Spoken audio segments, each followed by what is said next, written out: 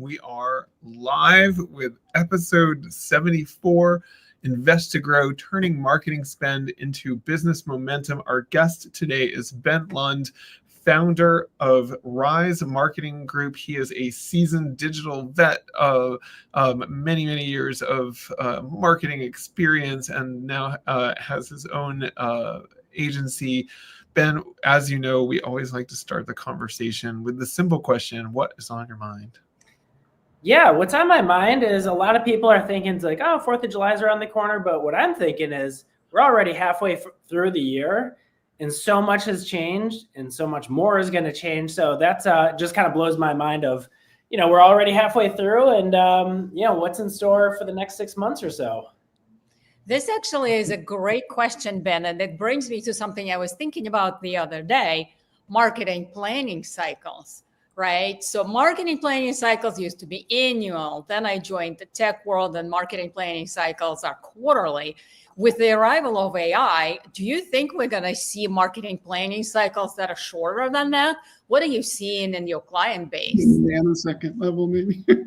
Yeah, exactly. That's a really good question. Across our client base, I think it varies.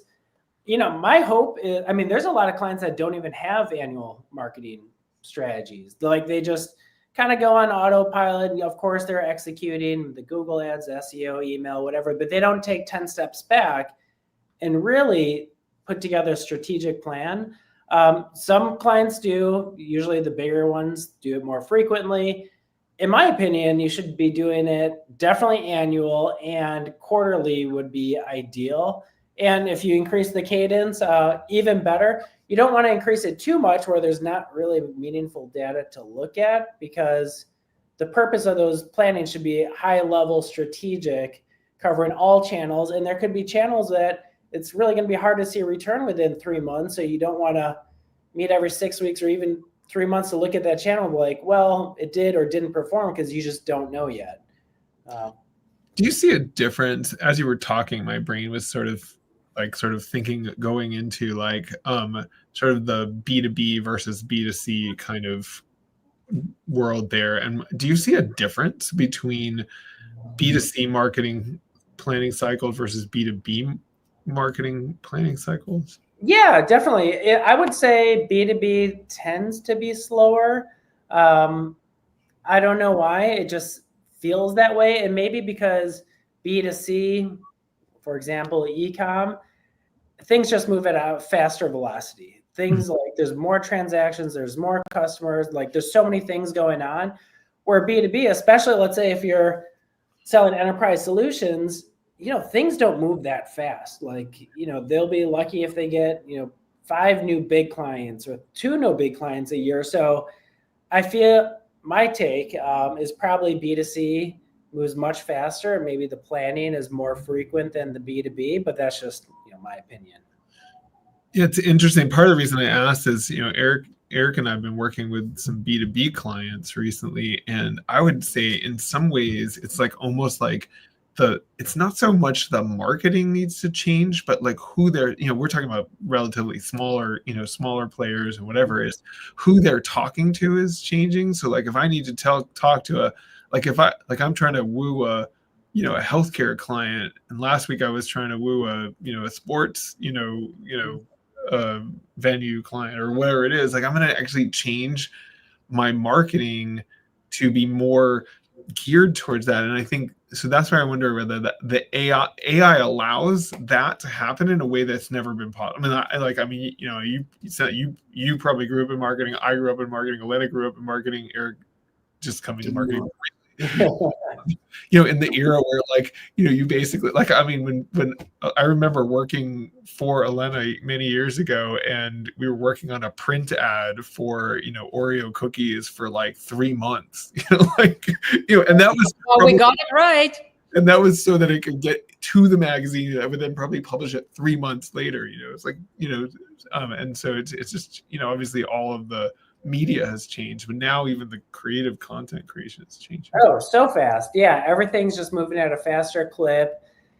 And, I feel like the consumers or whoever your end consumer is, whether B2B or B2C, they also expect that within for example, the creative, the messaging, things like that. So you can mark up the team, you can just have same old creative, same old plan that's just going to run for the next 3-6 months. They expect it to change and align with whatever season it is or where they are on the buying journey and things like that. Yeah. Yeah. So I wanted to ask, so the title of this episode is Turning Market Spend into Business Momentum. And I just wanted to ask, do you have, in thinking about that, turning the marketing spend, of course, I'm Jeff, as Jeff mentioned, we work with smaller clients. Sometimes they don't want to spend a whole lot, people in smaller business don't want to spend anything on marketing because what they really feel like we need sales. We don't need marketing.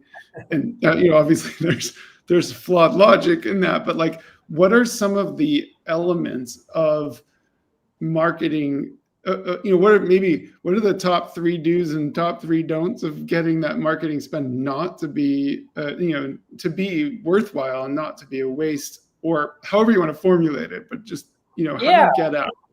Definitely. I mean, I would say the first that every business should do is put together what that marketing budget and be real about it. If you're truly looking for growth, you can't have a marketing budget of 1% of revenue or less. And a lot of companies, especially those under, let's say, 1 million or 2 million a year, that's their marketing budget. They just like, oh, maybe we'll do 1% of revenue, but that's not going to drive growth for you. And then so what's going to happen is they're going to have maybe single-digit growth based off of referrals, and of course, they're going to get some inbound, and that's really good. So I think the first step that every company should do is put together a marketing budget. You can look online, ChatGPT, Google, industry sites, etc., and they'll give you a range. But a good ballpark at least is 5 to 6, 7, 8% of revenue should be in marketing if you do want to grow.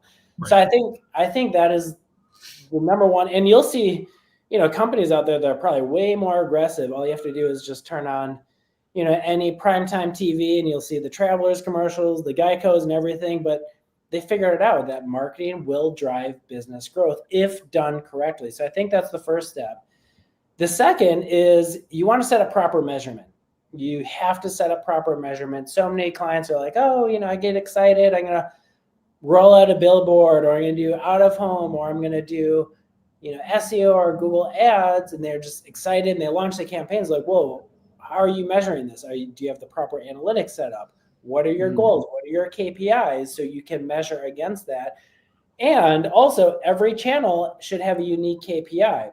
So for example, if you're B2B and you're going to trade shows, you'll be lucky if you get that first client within, 30 days or something like that. So maybe immediate clients is not your KPI. Maybe it's just emails to build that up.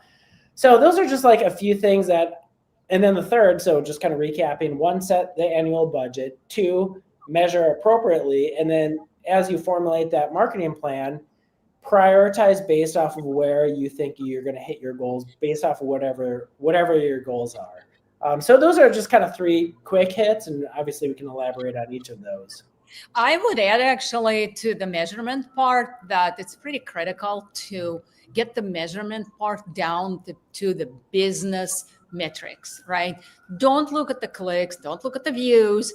Try to link it down to the business and tag it so you know where that lead is coming from and which of the channels is paying and what should be kept, right? Because vanity metrics are good, but we're here to bring the business. So spend extra time and make your KPI directly related to whatever the business objective we're achieving. Absolutely. And that's what's going to ultimately drive business growth. And then when you look at your budget, let's say you spend 5% of revenue on marketing, and then you show real meaningful business behind it. You're like, whoa, what happens if we increase it to 6% or 7% if they have that type of appetite for growth? And then further, just agree to everything you just mentioned. You could even take it a step further of, let's say you're in e-commerce and having some type of attribution system.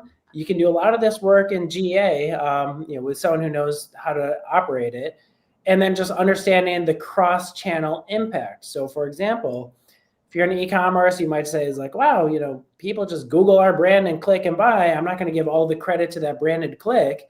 They heard about us from somewhere. What does the data tell us? Was it social? Was it email? Was it a variety of paths, which it probably was, and then just kind of divvy out credit appropriately. So, it can be a little challenging. It can be a little daunting, which is why you should hire an expert to help you navigate that. So that way you do have the proper measurement. And at the end of every planning cycle, quarterly, annual, whatever it might be, you can look with confidence, did this drive business growth? Yes or no? If yes, great, staying on the plan. We might give it more budget. If no, let's nix it. If undecided, which you may have that, great, let's keep it. Can we optimize it a little bit to figure that out and then proceed? I agree with you. I think the conversation needs to be pretty sophisticated to get to the attribution. And very often, especially with smaller clients, it doesn't, but it should, right? Because that truly shows you, one, you need an expert to help you navigate, and two, that is really what's going to show you which part of your marketing mix is delivering. Yeah, and I'll give you a really good example on the topic of small business with simple attribution. We'd have a client that comes to us, we're running Google ads to drive folks to their site, and maybe I'm just making this up, but let's say they're HVAC repair, something like that. And then their ads are set up to track leads, online web forms. But then I asked them, like, well, how many people call versus filling out a lead form? Like, oh yeah, most people just call us. I'm like, great, but you're just tracking the lead form. If my AC breaks, especially how it was in Boston just the other day of 105 degrees, there's no way I'm going to fill out a lead form and hope that someone gets back to me in 24 hours. I'm going to be picking up that call, picking up that phone and calling. So even simple attribution of, if you're driving folks to your site, make sure you track everything, phone calls included. I think related to that, though, is the flip side. I think you were getting at this earlier, Ben, is this idea of you really need to understand what each channel is doing for you, because some channels' job is not to, like Eric and I often talk about, when we're talking about websites, for small businesses, sometimes having a good website, people are like, oh, I'm going to drive business through SEO. We always ask them, like, well, where does your business come from today? And they're like, it's coming from referrals. And I'm like, well, so your website's job right now is, yes, you should do the SEO stuff, like everybody should do, right? But really your website's job is when you meet someone and they go and look you up, you can't look like you just just turned the lights on last week and or that you haven't cleaned up your website in 20 years, and so it's about, how do I use that website to build credibility? And so I think there's this sort of yes, we need to be able to figure out what traffic and sales can be attributed to what channels, but also we need to understand what are the different channels in the ecosystem doing, and what is their role? Otherwise, you end up with metrics that lead to usually finance people saying, "Oh, marketing's spending way too much money." Oh yeah. And I actually want to throw in another point, because we get asked often, like, "Well, how do I know that person who called me? How do I know where they came from?" And sometimes there is a very simple advice: just ask. Especially in the B2B world, where there are not that many clients, you're not getting hundreds, you're getting 15. Ask each and every one of them, how did you find out about us? And that alone would help navigating through marketing optimization. Absolutely, yeah. And there's a lot of great call tracking solutions that will help out with that, but also ask. And every lead that comes to our site, I always end that discovery call with, oh, by the way, I want to ask, how did you hear of us? There's not one that goes by. And I hear some interesting stuff. I remember, we don't have to get into AI, but if we want to, this was interesting. It was back in November. All of a sudden I got this inbound call. Someone out in New Mexico and had this really, really cool idea for this startup. And he had a great business plan. And I was like, wow, that sounds like a really cool project. Yeah, I'm definitely interested. And then I closed it. I'm like, so how do you hear of us? He's like, ChatGPT told me. And this is before real referrals are happening. And I was like, oh, wow. I'm like, this might be a sign of what's to come. Further, he said, like, yeah, I prompted my whole project into ChatGPT, and he's like, said Rise Marketing. I'm like, really? And he's like, yeah. He's like, talk to Ben at Rise Marketing Group. Wow. And then sure enough, he became a client, and we've been working with him for, we start off Jan 1, and project's going great, and there's a lot more opportunity for everyone.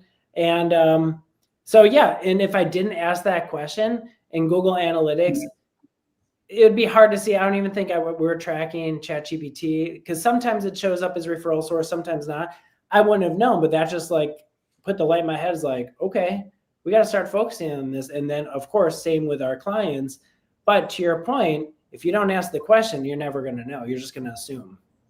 You should talk to one of our previous guests was Ryan Castillo, is that his name? And he works at a company called Noatoa, and they are actually doing AI,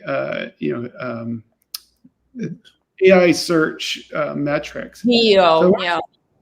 You know, I think Jeff shared that with me. I did listen to it. It was very, very fascinating. And interesting. Yeah, it was an interesting conversation, but we were having a conversation. I mean, we broached the subject of AI, so I'm just going to go there.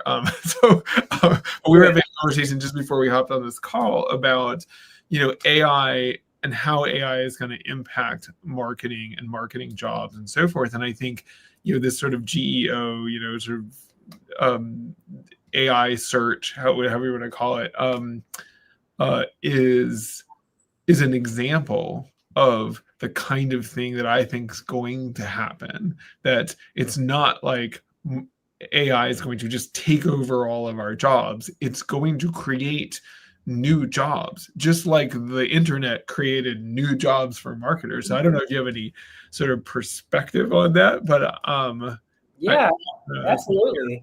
Yeah, folks, I feel like you've been hearing on LinkedIn or just general feeds or whatever, people are like, oh yeah, it's going to replace all of our jobs, and the algorithms are just going to run campaigns, and there's going to be no use for any type of marketers. But what we're seeing and hearing out there is this is a seismic change, and business owners and marketers at organizations, they need to help figuring this out. And I feel like we're on a path of a lot of marketing just getting commoditized, where Google ads, that's always changing, and meta ads, but it was just getting a little bit too simplistic. And then business owners are like, we don't really need an expert out. Let me just go on Upwork and find someone, which I don't agree with. But what's happening is now there's major change, and business owners need real marketers. So our value that we bring to the table, I just feel like grew overnight, because we are that guiding hand to help them through this change. I would actually that by change, we're talking about the platforms will change. And what is considered a given right now, it's not going to be a given. And there needs to be a very quick kind of adaptation to what is disappearing, what's reappearing, and technically, right? Because of disappearing and coming up and down of certain platforms, the technical aspect of discovery and lead gen is changing, and that needs to be thought out. Mm-hmm. I think I'm going to add into this, build on what Elena just said, is I think that whenever strategy becomes commoditized, it stops working. And so it's not going to work. Right. If everybody is using AI to do the best possible marketing, it won't work. And so you're going to need a human and be more clever about how you're going to use the tools. That's my. And I would actually throw in another element to this, is that now what people with smaller budgets, even if they're an appropriate percentage budget, they still have smaller budgets if they have smaller revenue. Can now with AI, or will soon be able to do a level of marketing that used to be limited in terms of who could actually afford it. I mean, you can now do certainly video marketing and highly produced AI video, creative work, etc., is all going to be accessible to companies it was never accessible to before. And does that mean there's just a lot more of that strategic work to be done of, okay, now how do I use this to drive my brand? Not how do I make it, but how do I use it? Yeah, definitely. And It's like, this is a key moment where it's like, I always thought to myself, my career started off in paid advertising. I didn't start off in SEO and then eventually got into SEO.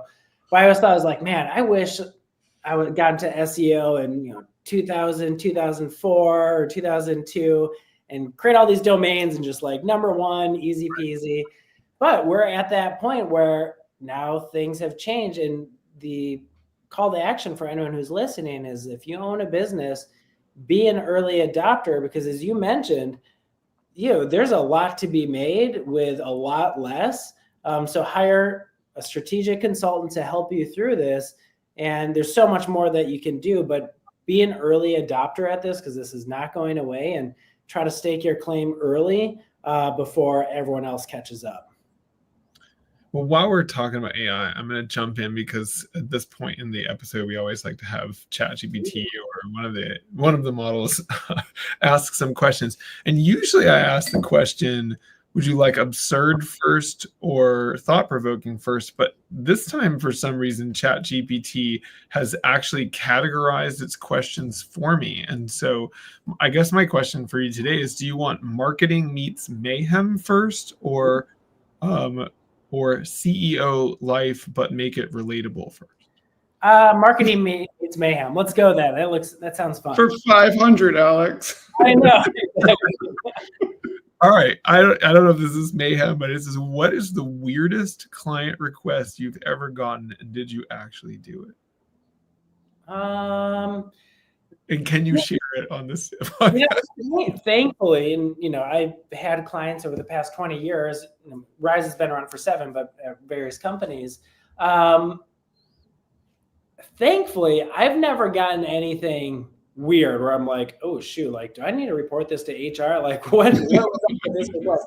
I think the only thing kind of out of left field is, like, they say we're a marketing firm, but they're like, great. And then so, your team is going to close the sales, and they think like we do things that we definitely don't do. But right. Yeah, I don't know. There's nothing, thankfully, been too out of left field. And maybe that's just because our scope is very straightforward of what we do and what we don't do.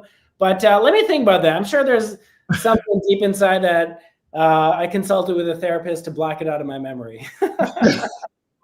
Well, so all right. So this next one is under the category of CEO life, but make it relatable. Again, I did not make up these categories. So, but actually, this was probably more in the vein of, what's it like to be a founder of a successful marketing group?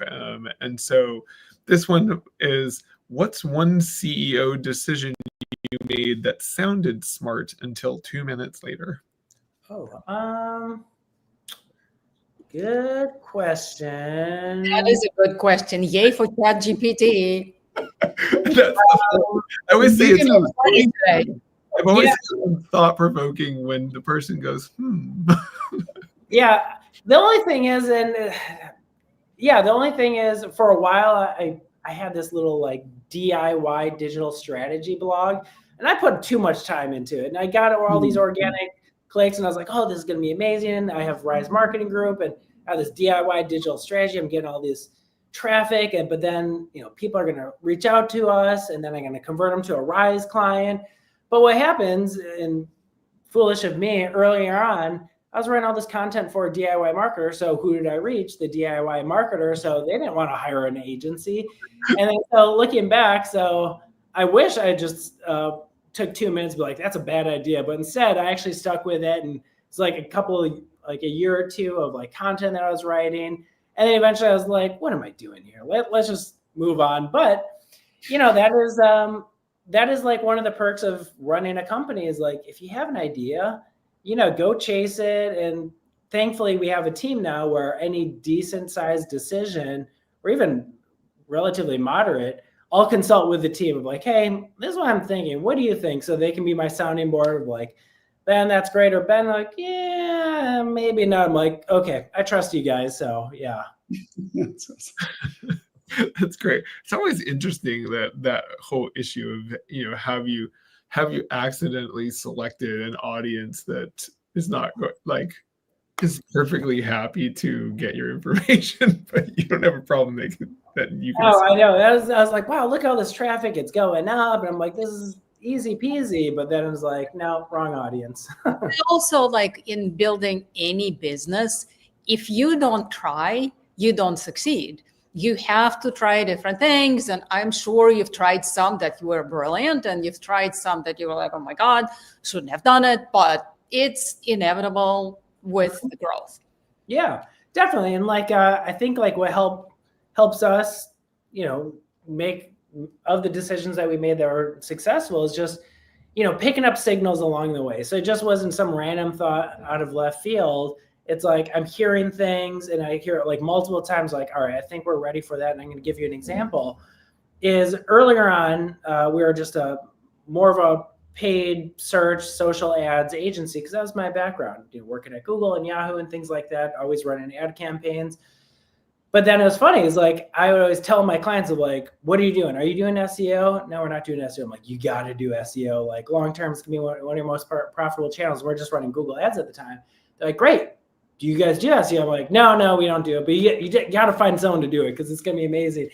And then I was selling a service that we didn't do, and then eventually enough clients asked, like, can you just do this for us? And then eventually I was like, well, shoot, why couldn't we do this? And then so I brought in someone to help out with SEO, brought in a copywriter, and now it's a nice part of our business and complements what we do from paid search to SEO. And similarly, that also opened up to web dev, where clients were asking us to do some, minor website edits, like can you do tracking and things like that. Brought in a developer for that, and then eventually we were getting requests to do a landing pages website. I'm like, well, I don't see why we can't do it. Like we have a developer right here, and we have a graphic designer. I mean, obviously at the time I wouldn't like bring on an enterprise level project, but if it's a small business, sure. But it's just picking up those signals. And then of course, then we launched web design and development. That's been great. But I think just being in tune with what you're seeing and feedback you're hearing to help kind of guide you in those decisions. So I want a little bit of a different angle that I wanted to bring up.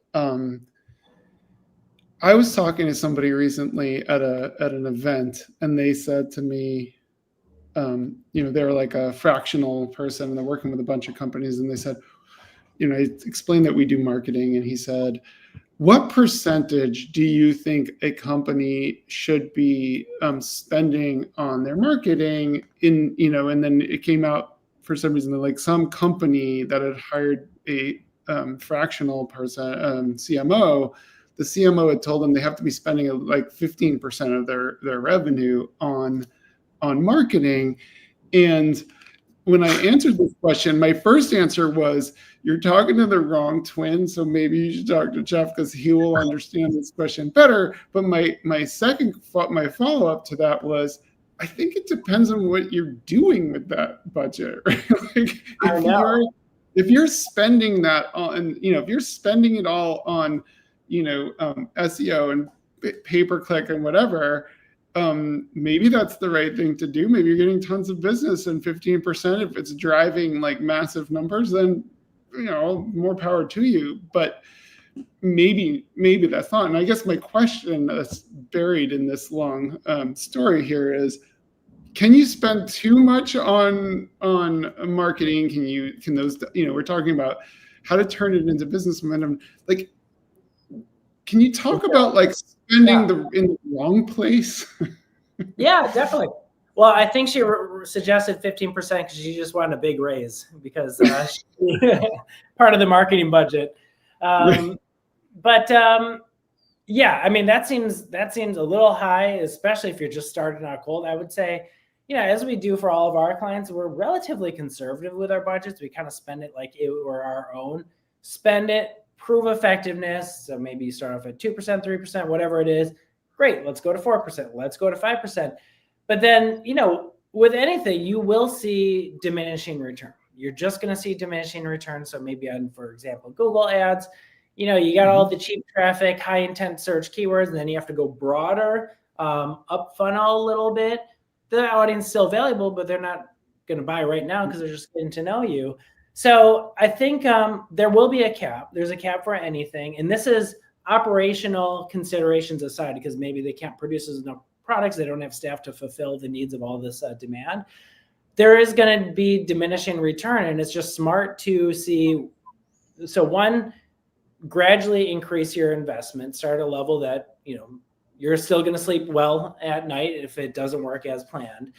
And then two, ratchet it up, but be very keen on that diminishing return. And I'll give you an example. We have a client out in California who has a music school, and long-term client is doing great. We do Google ads, and then, he wants more and more students. So, eventually got to the point where, there's diminishing returns. So the cost per lead will increase. So it was like, well, hey, instead of just keep on pushing Google more and you're still profitable, maybe we should be opening up other channels, because then maybe your cost per lead will be lower on those. So you don't just have to keep on, spending more on that same channel. So long way of saying, just be cognizant that there will be some level of diminishing return, and monitor that closely as you're ratcheting that up. But it's interesting, Eric, because, I'm just thinking about my days as a corporate restaurant marketer or whatever. There's also the flip side of this is that you can spend, if you spend, there's sort of like local minimums and maximums, if you will. Like if you can spend too much relative to a very small budget and get really crappy returns. Like, for example, in my days of TV, advertising, like if you basically put a bunch of money into, like, I'm not going to name a company here, but 4-week bursts, every 8 weeks, that's not a good way of using you can waste a lot of money that way, because essentially what you're doing is you're creating a little bit of awareness, and then you're just letting the sort of decay curves sort of all that value, right? And so the flip side of that is you may actually need to spend actually a lot more in order to get the growth that, Ben, you were talking about before, but a little bit more is actually going to not be anymore, is actually useless. So I think it's just an interesting, like there's definitely an art to this, but maybe the most important art is how do you convince the CFO? Yeah. Yeah, and definitely case by case, and that'd be a tough job, and it sounds like you had, of convincing the CFO of marketing budgets, which I'm sure was not easy, especially if you're dealing with out of home and things like that, or TV, where it's harder to triangulate everything. Yeah, definitely. Yeah. So Ben, this as always, the episode flies by, and we're over our 30-minute mark. And what we like to do before we leave is have everybody go around and give one thing they want to leave our audience to. As a sort of host cruelty, I always make the guest go first, so you don't get any time to think about what you want to say. So I'm going to hand it over to you, Ben. What's one thing that you want to leave our audience with? Yeah, I would just say, and this is on the topic we talked at the start of the conversation of planning. Planning your marketing is so incredibly important. Now, as we're heading into the second half of the year, is a perfect time to plan for the second half. You're probably not going to do it now because you're focused on the weekend. Put a calendar invite for after 4th of July for 2 hours. Focus on what your back end 6-month plan is, and then do that recurring every 6 months. And I promise you'll be happy you did that. Awesome. Well, Ben, before I give my one thing, what's the best place for people to find out more about Rise and reach out to you? Yeah, definitely. Just Google Rise Marketing Group, or our website is listed right there, risemkg.com. And if anyone has any questions, I'm more than happy to have a conversation. Awesome. Well, I will say, I think I'm going to go the AI route with my one thing and say, this idea of, like, we just don't know what's going to change. And I think all we know is that we're just going to see a more rapid pace of change. And so I think, to your point, Ben, having people who are thinking about marketing day in and day out that can help you think through the strategy of how to deal with that change, I think is really, really valuable. And we'll pass it over to you. I would absolutely build on that and say that business owners need to keep an eye on what's going on. And communication and in the field of promoting the business, and just see how technology is changing and be at the forefront and measure, right? Measure and be at the forefront and do it more often than you used to. Just if you used to doing it quarterly, do it monthly. If you used to do it monthly, do it biweekly, but measure and be on the lookout because things are changing at an accelerated pace. Yeah, and my one thing is I really appreciated, Ben, the way you kind of broke it down into those three kind of top goals of budget, measurement, and what is the actual goal, business goal that you're trying to achieve. I think that's a great way to think about it. Ben, this has been a fantastic conversation. We really appreciate having you, and definitely I have learned some things from this conversation that I'm going to use for my, as we move forward. So thank you so much. Awesome. Thanks for having me. This has been fun. Thank you, Ben. Thank you. Sure.